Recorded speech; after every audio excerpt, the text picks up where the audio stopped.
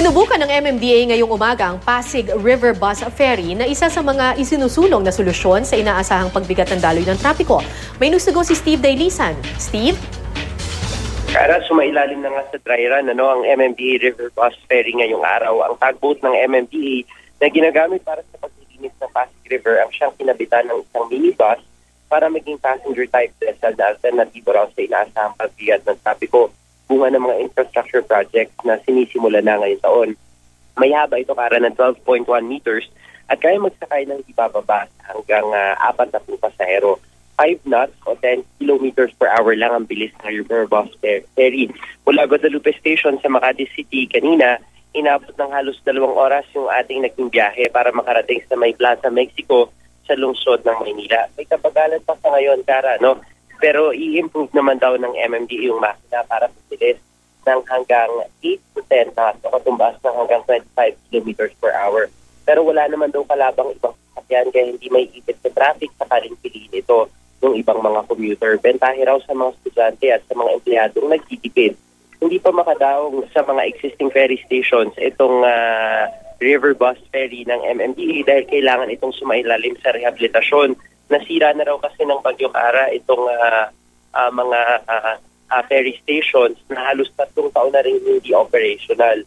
Bumabaw na rin daw yung mga daungan kaya kailangan pang i-dredge ang mga ito. Tamang-tama na raw yung isang buwan para mapaganda at muling mabuhay itong river ferry. Ayon kay MMDA Chairman Francis Tolentino, pag-aaralan pa nila yung pasahe nito, yung dating Pasig River Ferry kasi na air condition, 25 pesos point to point at 60 pesos naman yung end-to-end na pasahe. Kaso hindi nga tinangkilik ng publiko dahil matagal mapuno sa 150 seating capacity nito. Pag nagawa na raw yung adjustment sa April ay agad na ikakasa yung biyahe. Magdaragdag dito para ng missionary routes o yung short routes liban dun sa 11 existing ferry stations. Sa ngayon, Kara, ay meron na raw 2 kumpanya na interesado maging service provider nitong river ferry system na bubuhayin ng MMDA. So Steve, ang nakikita ko dun sa video mukhang hindi air condition itong river bus ferry na ito. Kumusta naman ang sitwasyon ng Pasig River? Kasi alam naman natin nung mga nakaraang mga taon, ang laging pinupula sa Pasig River ay madumi, kumbaga mabaho. Kumusta naman? Ikaw mismo bumiyahe ka. Ito hindi air condition. So talagang makikita at maaamoy mo kung ano man ang nasa Pasig River. Tama ka dyan, Kara. Air continuous. Hindi air condition yung river bus ferry. Kanina, surprisingly, wala naman tayong masangsang na amoy doon sa biyahe natin. Ang sabi nga kanina, mukhang unti-unti nang lumilinis itong Pasig River kahit papaano.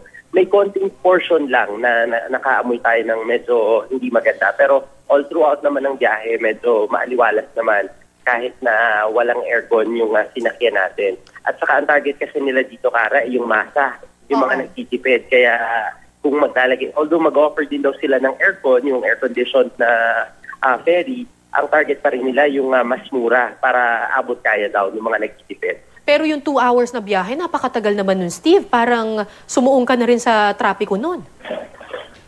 Oo nga, ganun nga. Pero ang sabi kasi nila sa atin, pag nayari na yung isang river bus ferry na gagamitin ng MMDA, ang bilis nun, mga hanggang 10 knots, mga 25 to 30 kilometers per hour, medyo mas mabilis na yon kumpara sa naging biyahe natin. Yung 2 hours na binunom natin ngayon, pwedeng maging hanggang 45 minutes na lang. So malaki rin ang matitipid sa oras. Kesa susuong ka sa traffic, mula Makati patungo ng Maynila, may bahagi ng Intramuros. At ilang oras naman or ilang minuto ang waiting time doon mismo sa terminal? Kasi dati, yan ang problema.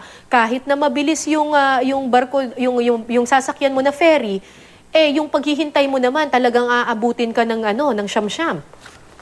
Nako, yan nga yung inaral ng MMDA sa ngayon kasi kaya hindi tinangkilik yung nakaraang ferry na nag-service sa Pasig River dahil masyadong maraming iniintay bago mapuno. Ito, hanggang 50 pasahero lang daw yung aantayin. So mas mabilis at saka ang ine-expect nila ay yung mga estudyante, lalo na yung mga daraan sa, halimbawa sa PUP na maraming mga estudyante. So ang ine-expect nila, mas mabilis mapupuno dun sa 50 seating capacity na target ng MMDA. Maraming salamat sa iyo, Steve Dailisan.